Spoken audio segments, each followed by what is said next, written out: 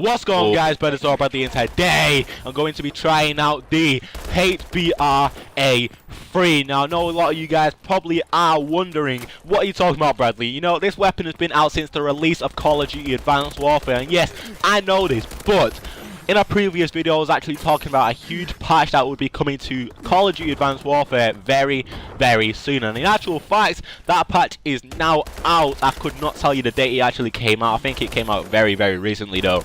But I'm going to give you a quick refresh real quick if you haven't seen that video. Basically, what they tried to do, they tried to balance out the weapons a little bit more so they could actually compare to the likes of the BAL, the likes of the ASM1. You know, those dominant weapons that everyone, absolutely everyone, is using within multiplayer. So they buffed the weapons such as the EM1, which is a laser beam rifle, such as the AE4, which was the, I think, what is it? At least it's the weapon that you got with the Havoc DLC and also got with the season pass.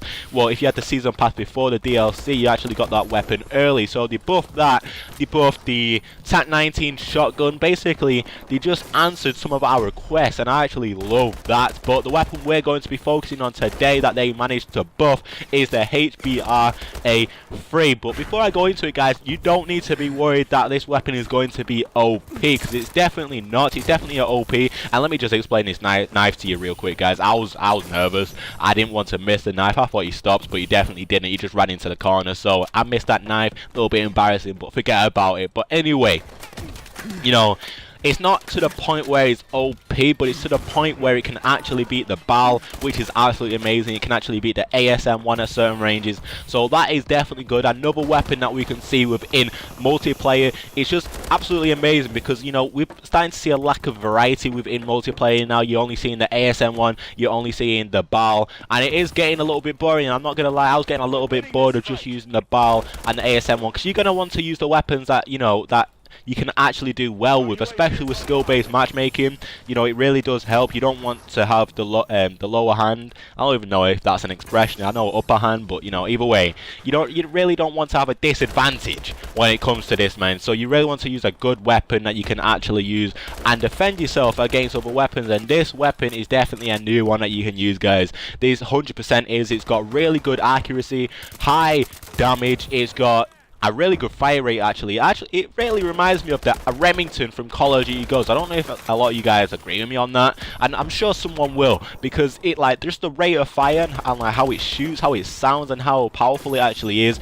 It just reminds me of the Remington from Call of Duty Ghosts. Let me know in the comments down below, actually, whether you agree with me on that. You might know what I'm saying, because it just reminds me of it for some particular reason. But let me tell you a little story real quick of why I started using this HBR, because when this game came out, if you guys don't know, I actually didn't use the BAL like a lot of other people. I actually used this weapon just for the simple fact that I got a supply drop one time very, very early into the game, and I managed to pick myself up a professional version of the HBRa3. And obviously, once the game just came out, I was hyped. I was hyped to see a professional weapon within my supply drops. I just used that weapon and abused that weapon. That's all that I used within multiplayer. It had better damage. I think it was +2 damage, better accuracy, and just a little bit less handling. But that one wasn't too much of a fuss. So I just used that weapon. And when they came up with a patch where it actually